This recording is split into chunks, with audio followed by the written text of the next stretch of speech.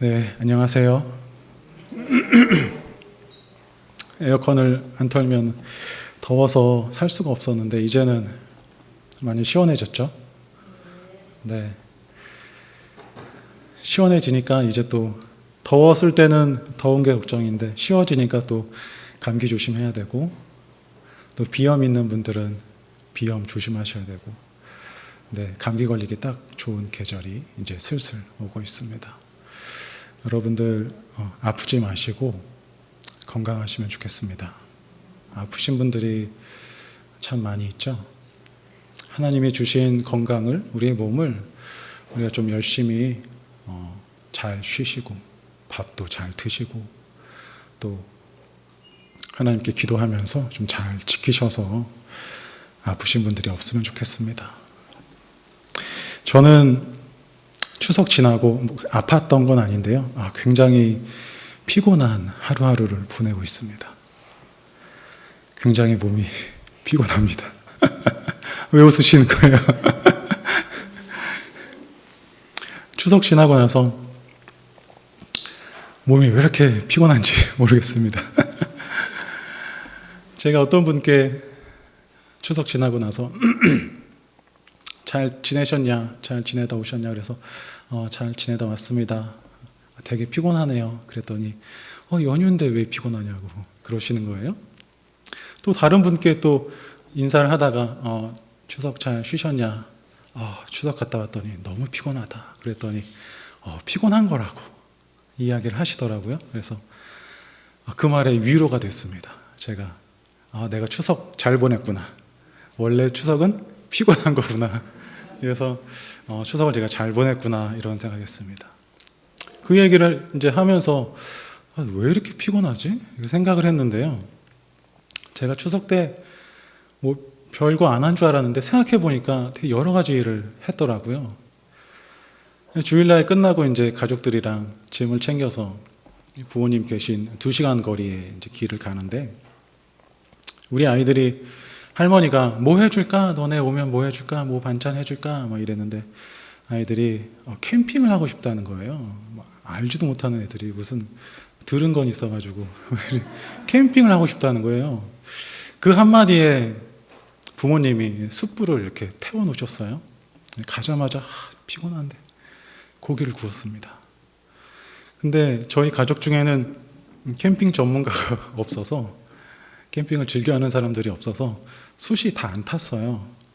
미리 태워놔야 되는데 그래서 다 안 탄 숯에 고기를 굽느라고 태우면서 기름이 뚝뚝 떨어지고 불이 막 이렇게 일어나는데 어떻게든 먹여야 된다라는 생각으로 열심히 땀을 뻘뻘 흘리면서 고기를 구웠습니다. 그거 아시죠? 숯이 이제 좋아지면 고기 먹을 사람이 다 없어집니다. 숯을 미리 태워놓고 하얗게 됐을 때 이제 불이 가장 좋을 때 고기를 구웠어야 되는데 이미 탄 고기, 덜 익은 고기 다 먹고서 이제 고기 먹을 사람이 없는 거죠. 그 다음 날은 전을 열심히 부쳤습니다. 전 부치는 게 왜 이렇게 힘들어요? 다리 저리고 허리 아프고 전을 몇 시간 부치고 나서 다리가 너무 저려가지고 몇 시간 누워 있었습니다. 그 다음날 또 이제 추석을 보내고 이제 집으로 돌아올 때가 됐어요. 집에 돌아올 때가 됐는데 출발을 했는데 아이가 배탈이 난 것 같다고 배가 계속 아프다고 해서 그래서 이제 차가 막혀서 빨리 가야 되는데 지금 시간이 늦어지면 더 귀성길이니까 더 막히잖아요.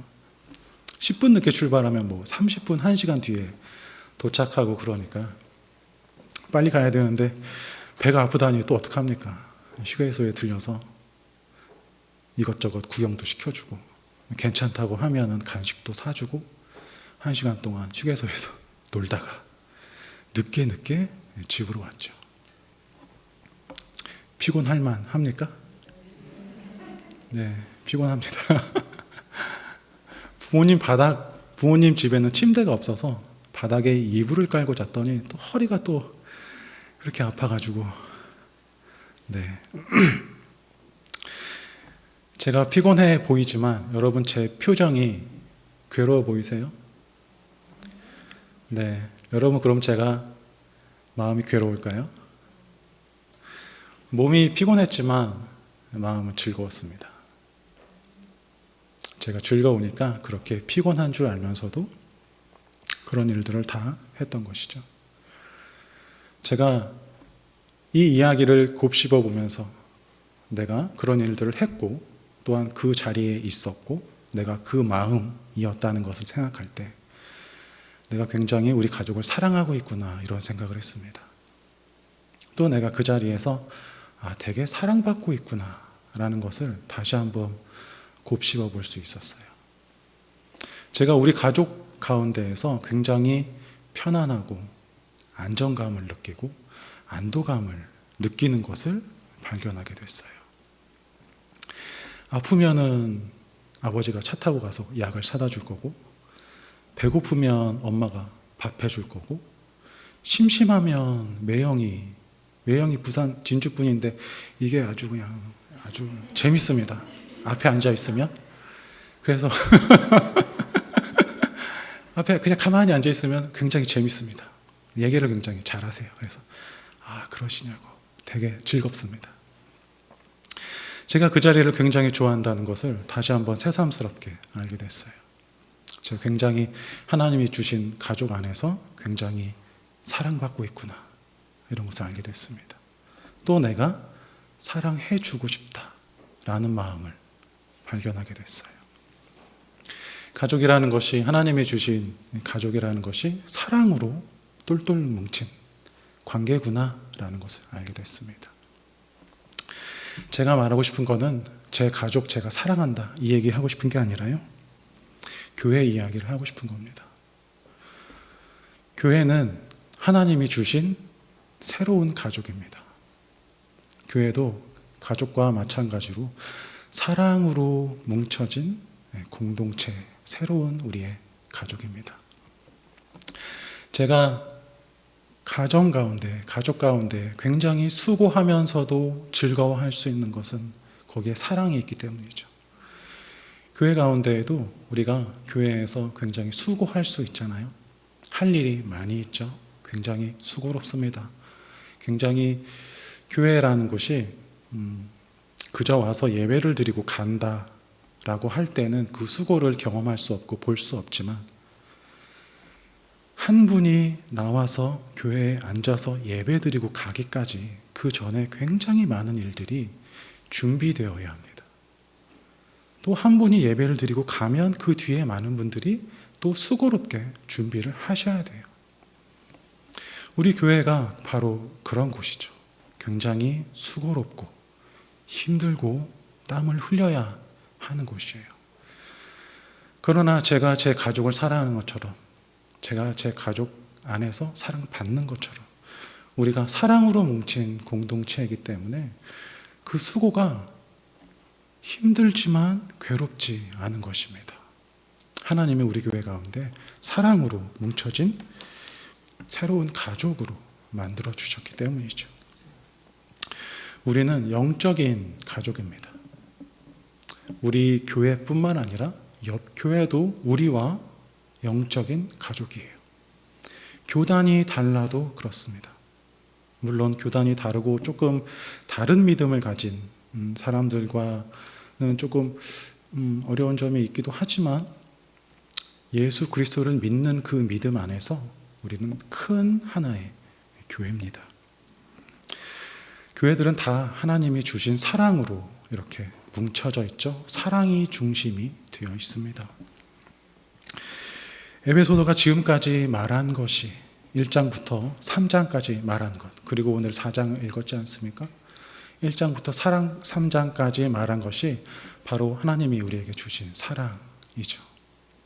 우리에게 은혜를 주시고 우리에게 구원을 주시고 우리에게 복음을 주셔서 우리가 하나님의 자녀가 된 것, 그것이 바로 하나님이 우리에게 주시는 사랑입니다. 하나님이 주시는 사랑 이야기를 할 때 제가 탕자 이야기를 하고 싶었어요. 탕자 이야기 다 아시죠? 그런데 탕자 이야기를 생각하면서 탕자 사랑한 아버지의 그 사랑이 아버지니까, 아들이니까 좀 마땅한 게 아닌가? 이런 생각이 조금 들었어요. 그러면서 에베소서의 말씀을 기억하면서, 에베소서는 우리를 이렇게 말하거든요. 너희가 양자되었다라고 말해요. 그러니까 우리는 하나님의 아들이 아닌 자였던 거예요. 탕자는 그 아버지에게 사랑을 받았어요. 사랑을 준 자가 아버지예요. 사랑을 받은 자는 아들입니다. 우리가 자녀들을 키우면서 자녀들이 나쁜 짓 하고 우리의 마음을 괴롭게 할 때 그래도 우리가 사랑할 수 있는 마음이 있잖아요.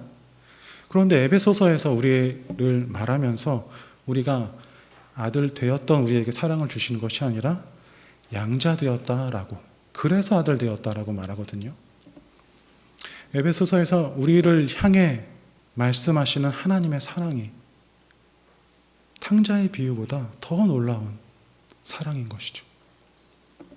여러분들은 어떤 사랑 받으셨어요? 어떤 사랑을 기억하고 계세요? 성경에서 알고 있는 사랑이 아니라 여러분이 하나님께 받은 사랑. 그 사랑 어떻게 기억하고 계세요? 한 분 한 분 다 물어보고 싶은데 그럴 수는 없고요. 저는 제가 받은 사랑을 기억할 때 내가 하나님을 좀 잘 믿어봐야겠다라고 생각하기 전에 아주 오랫동안 하나님께 사랑받았다는 걸 알게 됐어요. 어떻게 하나님께 사랑받았냐면 하나님이 저를 아주 오랫동안 기다리셨다라는 걸 알게 됐어요. 나중에 제가 은혜를 받아서 정말 예수님을 정말 잘 만나고 정말 예수님 안에 내가 살아야겠다 라고 생각했을 때 이미 내가 가진 그 시간들 가운데 하나님이 끝까지 나를 기다리시고 계속 부르시고 초대하시고 은혜 주시고 결국은 하나님 곁에서 떠나지 못하게 결국은 하나님을 내가 다시 바라보고 하나님께 내 마음을 드리기까지 나를 끝까지 잡아주셨다라는 그 은혜를 기억하게 됐어요. 여러분들은 어떤 사랑을 받으셨어요? 어떤 크신 사랑을 받으셨길래 여기까지 이렇게 나와 계신가요? 여러분이 받은 사랑을 좀 곱씹어보고 기억해보고 생각해보고 누군가에게 다시 내가 하나님께 받은 사랑이 이것이다 라고 좀 말씀하실 수 있으면 좋겠습니다. 지난주에 바울의 기도를 이야기하면서 바울의 기도도 이 하나님의 사랑을 중심으로 우리를 향한 기도를 바울이 하고 있다 말씀드렸어요. 바울의 지지난주에 바울의 기도 혹시 기억 못하시겠죠? 제가 말씀드릴게요. 바울이 에베소 교인들을 향해서 이렇게 기도했어요. 너희의 속사람이 건강했으면 좋겠다. 너희 마음 가운데 예수님이 있었으면 좋겠다. 너희 마음 가운데 그 예수님의 사랑이 있었으면 좋겠다. 그 사랑을 너희가 잘 알았으면 좋겠다 라고 기도했습니다. 어때요 여러분? 사랑이 중심이 된 바울의 마음이 좀 느껴지시나요? 에베소 교인들을 향한 바울의 그 사랑의 마음, 하나님의 사랑을 좀 너희가 알았으면 좋겠다 라는 말씀을 좀 이렇게 마음으로 느낄 수 있으실까요? 바울이 하나님의 사랑을 이렇게 3장 19절에서 이렇게 표현을 하거든요. 높고 넓고 깊고 크다 라고 표현하고 있어요. 어떤 유명한 목사님은 이 하나님의 사랑에 대해서 이렇게 설명을 하고 계시더라고요. 사망에 있었던 우리가 하나님께로 올라갈 수 있을 만큼 하나님의 사랑이 크고 서로 모르는 사람들이 모여서 함께 예배할 수 있을 만큼 하나님의 사랑이 넓고 우리의 깊은 곳까지 들어와서 우리를 만질 수 있는 하나님의 사랑이 그렇게 깊다. 그래서 하나님의 사랑이 정말 크다. 이런 이야기를 하거든요. 바울의 지난주 에베소 교회를 향한 바울의 기도가 바로 이런 것이었어요.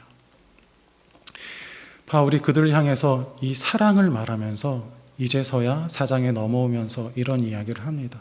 너희가 사랑받았기 때문에 그러므로 이제 너희가 사랑받은 자의 모습을 갖추어라 이야기합니다. 내가 부모님께 받은 사랑이 있기 때문에 내가 가족들 사이에서 사랑을 베풀고 싶은 것이죠. 내가 매형께 받은 사랑이 있기 때문에 내가 매형께 사랑을 주고 싶은 것이고요. 내가 아이들에게 사랑을 받았기 때문에 내가 아이들에게 사랑을 해주고 싶은 겁니다. 마찬가지로 바울이 에베소 교인들에게 너희가 받은 사랑이 이렇게 놀라우니 이제 너희가 사랑받은 자로서 마땅히 행해라. 이 이야기를 오늘 말씀에서 하고 있습니다. 오늘 말씀은 2절, 3절의 말씀을 좀 읽어보면요. 바울이 이렇게 이야기를 합니다. 모든 겸손과 온유로 하고 오래 참음으로 사랑 가운데서 서로 용납하고 평안에 매는 줄로 성령이 하나 되게 하신 것을 힘써 지켜라. 여러분, 사랑받은 자로서 어떻게 살아야 됩니까? 여러분, 사랑받고 나서 어떻게 살고 싶어지던가요? 혹시 마음에 사랑이 이렇게 막 넘쳐 흘러서 다른 누군가를 사랑하고 싶은 생각이 좀 들기도 하셨나요? 그것이 마땅한 것이죠. 바울이 에베소 교인들에게 오늘 말씀하기를 2, 3절을 요약하면 너희가 용납해라.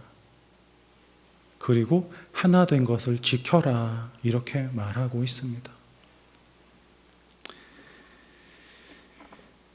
여러분, 이게 사랑받은 자의 합당한 모습입니다. 사랑받은 자로서 다른 사람을 용납해 줄 수 있고 다른 사람과의 관계를 지켜낼 수 있는 것입니다. 이것을 힘써 지키라고 말씀하는 것이죠. 로마서 15장 말씀 우리가 큐티 계속 하고 있잖아요. 바울이 선교 여행의 계획을 바꾸면서 마게도냐 사람들이 한 헌금을 가지고 예루살렘으로 돌아간다는 계획을 로마서 15장에 하고 있어요. 그때 마게도냐 사람들, 그때 말씀에서 뭐라고 말하냐면 마게도냐 사람들이 영적인 것으로 나눠 가졌으면 육적인 것으로 그들을 섬기는 것이 마땅하다라고 말했어요. 사랑을 받은 자들이 사랑을 다시 전해주는 것이 마땅하다는 거예요. 그러므로 에베소 교인들이 이렇게 많은 사랑을 받은 자로서 이제는 사랑을 줄 수 있는, 마음속에 있는 사랑을 꺼낼 수 있는 자로서의 모습, 그것을 바울이 이제는 말씀하고 있는 것이죠. 1장에서 3장까지 충분하게 하나님이 주신 사랑이 무엇인가를 말한 다음에야 4장에서 이렇게 이제 너희가 어떻게 행하라 라고 말한단 말입니다. 용납하라고 먼저 말하고 있습니다. 2절에 용납하라, 그리고 하나 된 것을 지키라 말하고 있어요. 2절 말씀에는 겸손과 온유와 오래 참음과 사랑을 가지고 용납하라라고 말하는 것입니다. 여러분, 용납하는 것이 무엇입니까? 다른 이의 뜻을 받아들이는 것을 용납이라고 합니다. 로마서 14장, 15장에서도 바울이 성도들을 향해서 용납하라고, 서로를 받아주라고 하는 말씀을 계속 하고 있거든요. 다른 사람들을 비판하지 말아라. 하나님께 맡기고 그들을 정죄하지 말아라. 이런 얘기를 해요. 또한 15장에서는 약한 자를 너희가 담당하고 너희를 기쁘게 하지 말고 그들을 기쁘게 해라. 라고 이야기하면서 사랑받은 자의 모습을 요구하고 있습니다. 오늘 말씀은 바울이 에베소 교인들에게 하는 이 오늘 용납하라고 하는 말씀은 바울의 명령이에요. 사랑받은 자로서 마땅히 해야 할 명령을 말하고 있어요. 해도 되고 안 해도 되는 것, 할 수도 있고 안 할 수도 있는 것, 했다가 안 했다가 하는 것이 아니라 너희가 꼭 하라고, 너희가 사랑을 받은 자로서 사랑을 품고 살라고 명령하고 있습니다. 여러분, 용납하고 계신가요? 다른 사람들을 기쁘게 하고 다른 사람들의 뜻을 존중해주고 나보다 그들을 낮게 여기고 계신가요? 어떤 분들은 이런 이야기를 하면 그것이 너무 괴롭지 않느냐, 혹은 그들이 잘못된 이야기를 할 때 바로 잡아줘야 되지 않느냐, 이런 얘기를 하실 수도 있어요. 그러나 로마서에서 말씀하시기를 그 일은 하나님의 결정으로, 하나님의 심판으로, 하나님의 판단으로 그냥 두어라 라고 말하고 있어요. 또한 그들을 용납하는 것은 그들의 실수와 오해를 말하는 것이지 그들의 악함을 용납하라고 말하는 것은 아니에요. 로마서에서 또한 오늘 말씀에서 여러분 기억하세요. 선한 데는 지혜롭고 악한 데는 미련하라. 다른 사람의 악함을 우리의 사랑으로 덮어주라고 말씀하시는 것은 아닙니다. 악한 것은 거부해야죠. 그러나 여기서 말하는 이 사랑은, 이 사랑을 품은 자로서의 사랑은 악한 자들을 덮어주고 사랑으로, 물론 그들에게 예수님의 사랑이 필요하지만 그들의 악한 행동에 대해서는 약간 우리가 거부할 수도 있어야 하죠. 또한 우리가 그들을 용납함에 있어서 성경은 겸손과 온유로, 오래 참음과 사랑으로 하라고 말하고 있어요. 제가 이 성품 중에서 겸손, 온유, 오래 참음, 사랑, 이 중에서 저는 온유를 특별히 여러분들과 함께 나누고 싶어요. 온유함. 우리나라 사람들, 또한 우리나라 교회의 성도들은 겸손함에 대해서는 이미 좀 갖추신 것 같고, 또한 인내하시는 것도 너무 잘하시고, 또한 사랑도 풍성하신 것 같아요. 그런데 살짝 제가 보기에는 이 온유함에 대해서는 살짝 조금 필요하신 게 아닌가, 그런 마음이 좀 듭니다. 온유함으로 너희가 다른 사람을 용납하라 라고 말하고 있어요. 어떻게 용납해야 됩니까? 온유의 뜻이 뭡니까? 한자어로는 따뜻할 온, 부드러울 유, 따뜻한 태도를 말하는 거예요. 다른 사람을 부드럽게 대해주고 온유하게 대해주고 다른 사람을 기분 나쁘지 않게 이렇게 나긋나긋하게 얘기해줘라, 이런 얘기입니다. 그런데 성경의 온유는 우리가 알고 있는 온유와는 조금 다른 뜻도 가지고 있어요. 우리가 온유한 사람 하면 부드러운 태도를 가진 사람을 말하는 것이 보통이지만 이 성경에서 말하는 온유함은 약간 다른 뜻도 가지고 있습니다. 우리가 온유한 사람을 볼 때 그들의 내면에 무엇이 있는가 좀 보았으면 좋겠어요. 또한 그들이 상대하는 사람이 누구인가도 좀 보았으면 좋겠습니다. 어쩔 수 없이 온유해야만 하는 상황에서 온유한 것은 온유라고 말하지 않죠. 힘센 사람 앞에서 내가 어떤 해코지를 당하기가 두려워서 부드럽게 말하는 것을 누가 온유하다 말합니까? 그것은 온유함이 아니죠. 우리가 그것을 온유라고 말할 때가 있어요. 온유함은 오히려 부드러운 태도 가운데 아주 강한 내면의 힘을 우리에게 요구하고 있습니다. 예수님이 이렇게 이야기하셨어요. 나는 마음이 온유하고 겸손하니 라는 말씀하셨어요. 예수님은 온유한 분이셨죠. 그러나 예수님이 강한 자에게 꺼낼 힘이 없어서 온유하셨나요? 로마 군인들을 물리칠 힘이 없어서 어쩔 수 없이 온유하셨나요? 그들과의 관계 안에서 뭔가 이익을 보려고 부드러운 태도와 나긋한 말솜씨를 뽐내셨나요? 그게 아니잖아요. 예수님의 온유함은 인류를 구원하기 위한 자기가 죽음으로 가는 그 온유함이었어요. 자기의 내면에 우리로 예를 들자면 우리 안에 있는 내면의 어떤 욕구들을 우리가 온전하게 절제할 수 있을 만큼의 강인함, 그 가운데에서 나오는 온유함인 것이죠. 오늘 말씀에서 말하고 있는 이 온유함이 바로 그런 것이에요. 우리가 어쩔 수 없이 싸우고 싫어서 온유한 것도 물론 온유한 태도와 온유한 성품이겠지만, 우리가 교회를 지키고 우리가 가정을 지키기 위해서 갖는 온유함은 우리를 온전히 버림으로써 예수 그리스도를 온전하게 우리 안에 채울 때 나타나는 그 온유함을 말하고 있는 것이죠. 세상 사는 방법으로서의 온유함, 좋은 인간관계, 그걸 말하는 것이 아니잖아요. 제가 한동안 아주 괴롭게 이 온유함에 대해서, 온유한 성품에 대해서 어쩔 수 없이 연습해야 했던 적이 있었어요. 내가 하나님과 어떤 약속을 했는데 그 약속을 깰 수가 없어서 정말 어쩔 수 없이 온유한 모습을 연습해야만 했어요. 어쩔 수 없이 혀를 깨물며 젓가락으로 허벅지를 찌르며 온유함을 연습해야만 했던 적이 있었어요. 지금은 웃으면서 말하지만 당시에는 굉장히 괴로웠어요. 내가 정말 이렇게까지 살아야 되나 싶은 마음이었어요.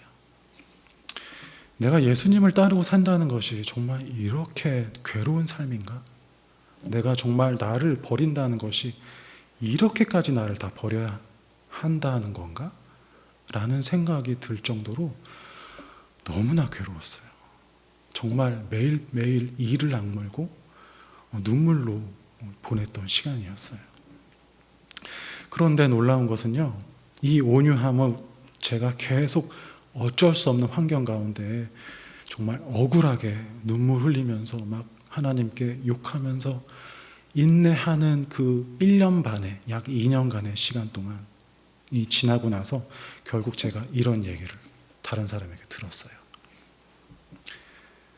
네가 나보다 낫다. 이런 얘기를 들었어요. 그 말을 들으니까 그렇게 정말 고통스럽게 지나온 시간이 기쁨의 시간으로 변하더라고요.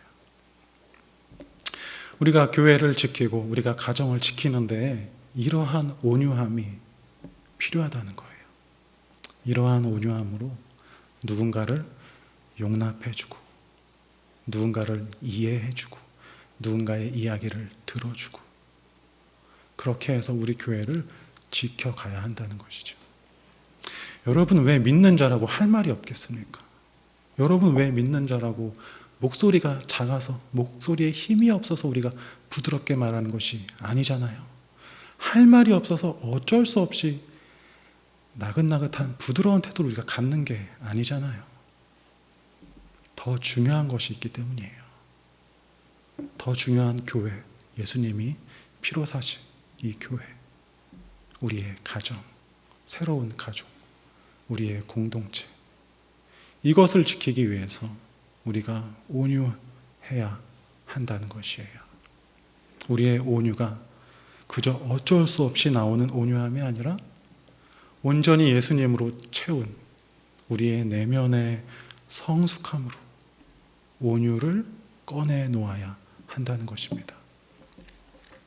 그래서 3절에서 말하는 것처럼 그렇게 우리가 하나됨을 지켜내야 한다는 것이에요. 그래서 우리가 교회를 지켜야 한다는 것입니다.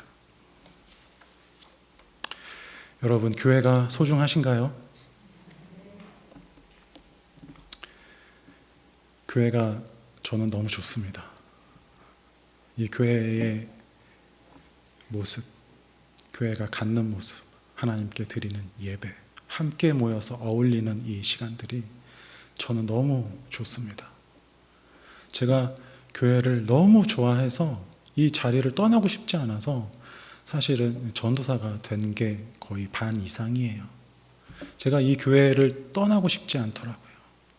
제가 하나님께 이렇게 기도했던 적이 있었어요.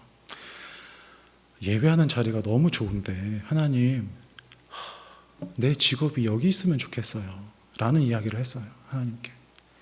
저는 그런 이야기를 하면서 설마 하나님이 나에게 목사 시키겠나 생각도 못하고, 제 뭐 방송실이나 그때 이제 그런 일들을 좀 하고 있었으니까 그렇게나 했으면 좋겠다라고 생각했는데 하나님이 또 이렇게 인도를 해 주시더라고요. 여러분, 교회를 사랑하시면 좋겠습니다. 하나님의 은혜 주시는 유일한 이 하나님의 지상, 하나님의 나라예요. 마지막 말씀을 드리고 오늘 말씀을 마치려고 합니다. 바울이 디모데에게 이런 이야기를 했습니다. 디모데에게 사역을 맡기면서 디모데후서에 이런 이야기를 했어요. 이제는 내가 선한 싸움을 싸우고 달려갈 길을 마치고 믿음을 지키면 의의 면류관이 예비되어 있을 것이다. 이런 이야기를 합니다.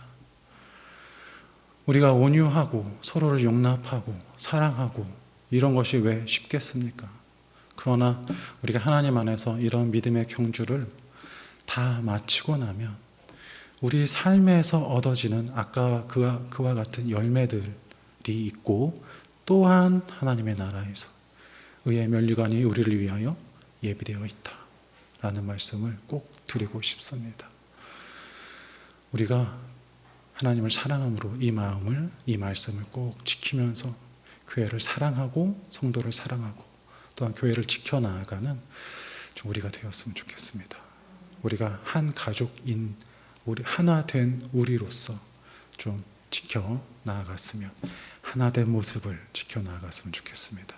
함께 기도하겠습니다.